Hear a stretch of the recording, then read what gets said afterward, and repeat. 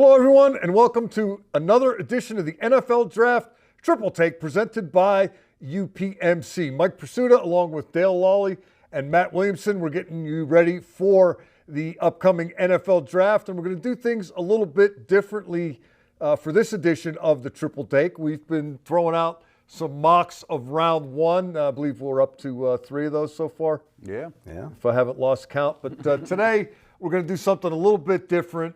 Dale is at the controls of the Pro Football Focus mock simulator, and we're going to try to recreate a draft room, and we're going to go through the first 3 rounds and put our heads together and come up with picks for the Steelers. Now, these are our picks. It's going to be our consensus, what we decide. It's not any more. This is the war room, right? Any here. more official than that. None of us are going to jump on the table. We might pound on it. I might take my shoe off and pound. There we go.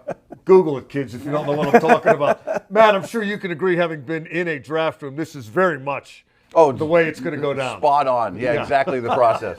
I do think it's noteworthy, folks. We got 4 picks, though. We got 20, 51, 84, and 98. So after some trades and wheeling and dealing, they got, two third-rounders. We might do a little bit more. And who knows? Yeah, we'll open to trades and listening to offers and all that good stuff. No, I'm eagerly anticipating how this plays out. So, All Dale, right. why don't you Get it started. lead us off? All right, so I've already run the first 19 picks.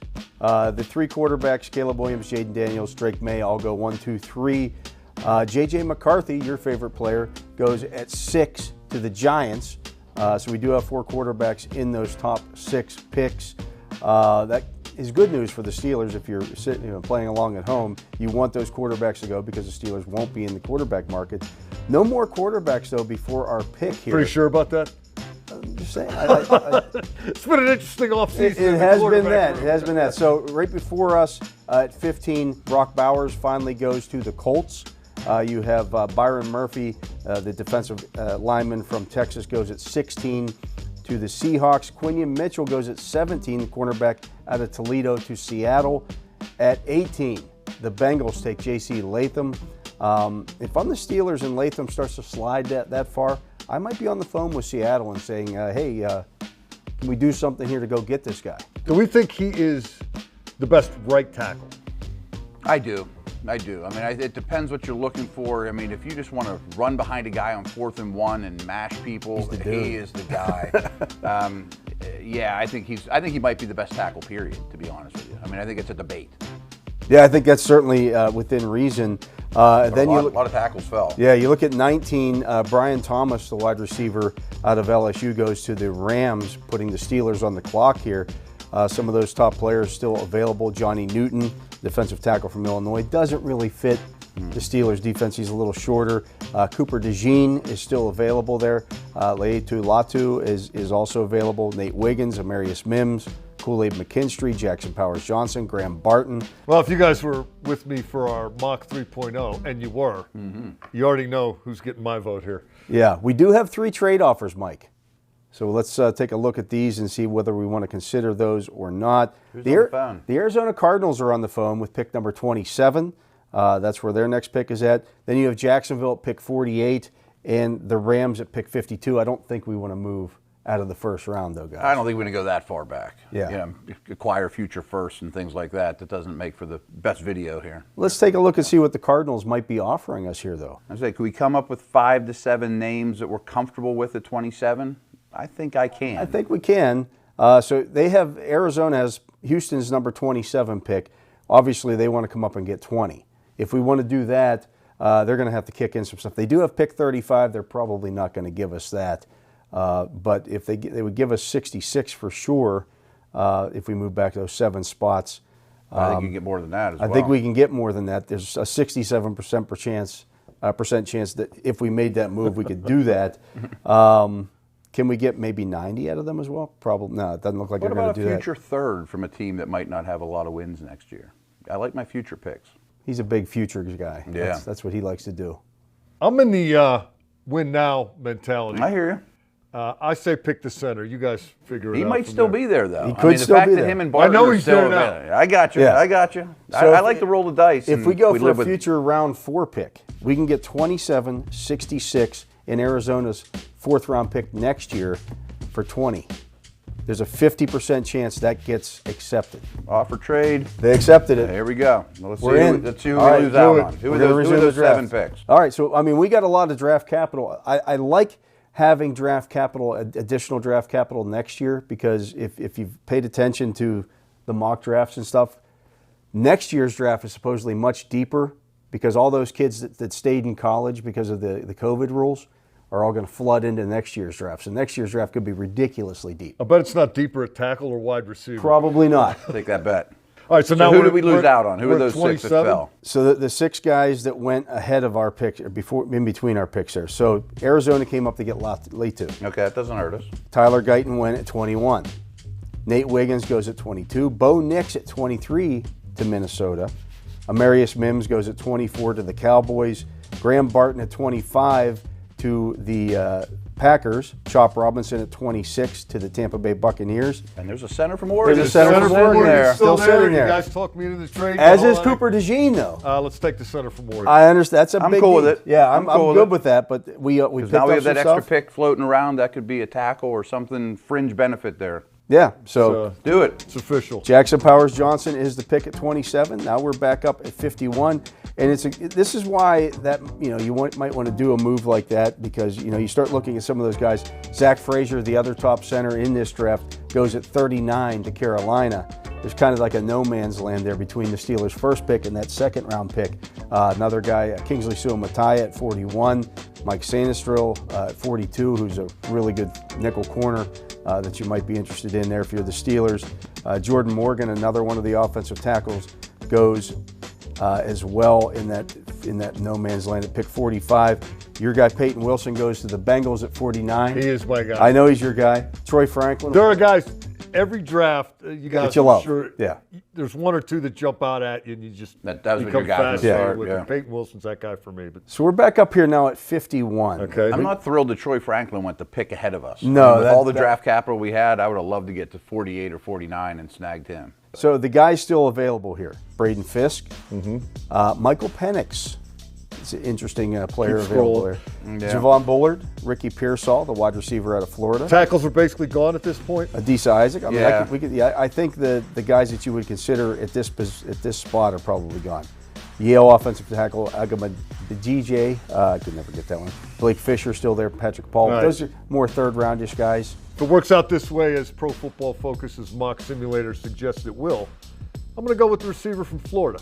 Well, let's take Yeah, I a look was at the looking receivers. receiver pretty heavy so here, you got too. Ricky Pearsall, Jermaine Burton, Jalen Polk, Jalen McMillan, Devontae Walker, Javon Baker. Right after we draft him, I'm going to give him the phone number of the traveling secretary, and then I'm going to say, Ricky, don't lose that number. Yeah.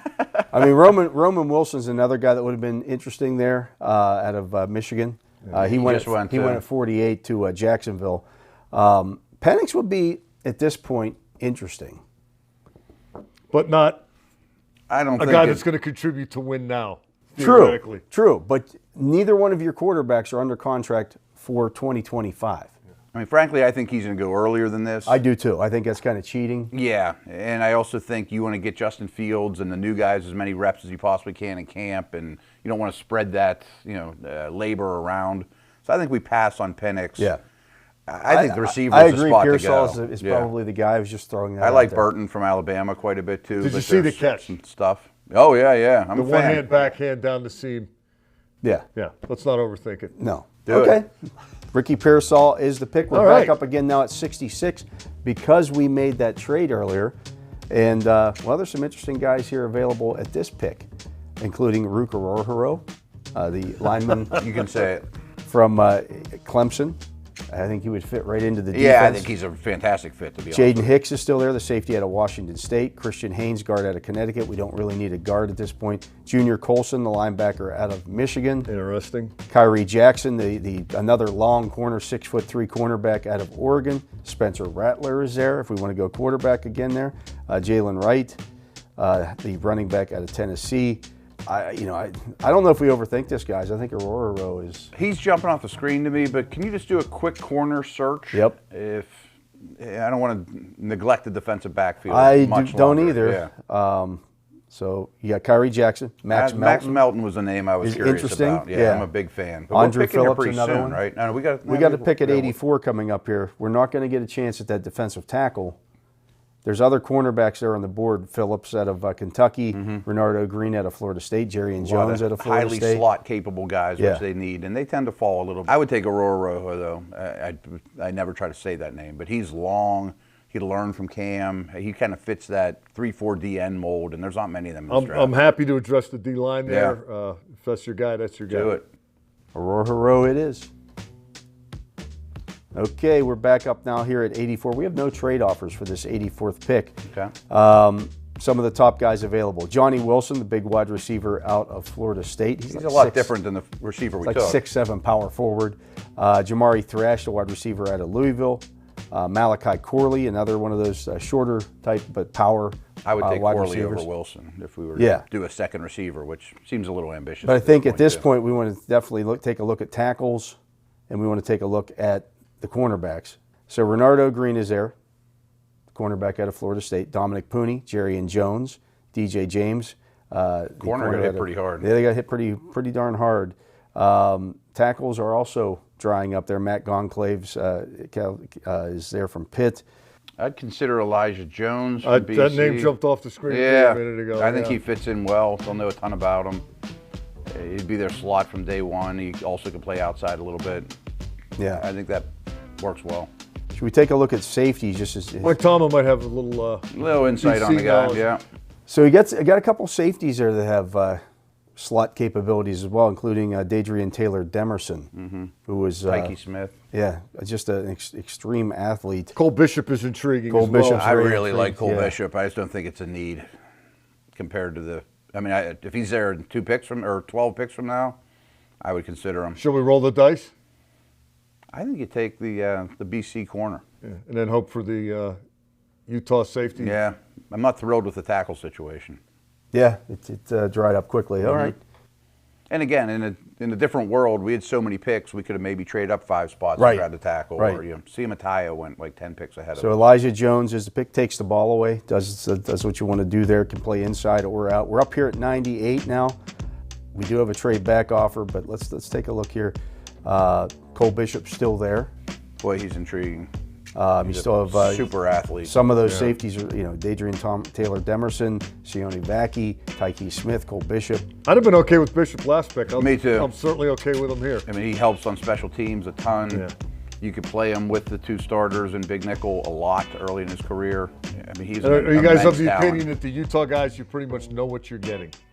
Yeah, I mean, that's been I like a really drafting good from that defense. program on defense. It's a great point. Yeah, and I think there's still one tackle out there that I would have my eye on here when the Steelers roll around to pick with their next pick. That will be Jones from Texas. Yeah, there's a couple projects too. Yeah. That are interested are probably a year away. All right, Cole Bishop is the pick. So we came out of this then heavy on the defensive side of things.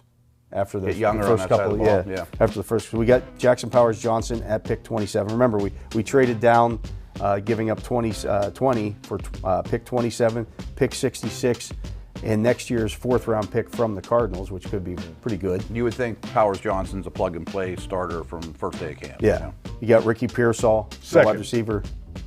Second day of camp. Yeah. Make a murder. Yeah. Wide receiver Ricky Pearsall out of Florida at pick 51. Then we picked at 66 Ruke Orhorhoro out of Clemson, the defensive lineman. You have to get used to spelling that one, Mike, if we do that. Elijah Jones at pick 84, the cornerback out of Boston College, and then came back with another defensive back at pick 98, being Cole Bishop out of Utah. I think that just completes your secondary. Yeah. And same with the D-line. A number of years. Yeah, you could be set there for a while. Yeah, I like the way that worked out. That's a nice start. Yeah, absolutely. Get some plug and play guys. Get some guys on some premium picks on offense, and then defensive depth and guys who maybe help you out at some point this year as well. And this time next year, we'd be pretty happy with that 4th round pick from Arizona too. Sounds like we got it figured out. We'll see, Nothing to it. We'll see what happens when we get to the real thing in a couple of weeks. But that is going to do it for us. For now, I want to remind everybody the opinions expressed on this program are the opinions of Matt Williamson, Dale Lawley, and Mike Pursuta, nobody else. But that's what we came up with, and we will be coming up with more just compelling programming such as what you just witnessed and absorbed. All of that stuff is available on all of the Steelers' social media platforms. Thanks for finding us, however, and wherever you found us. Until next time, for Matt Williamson and Dale Lawley, I'm Mike Pursuta. This has been the NFL Draft Triple Take presented by UPMC.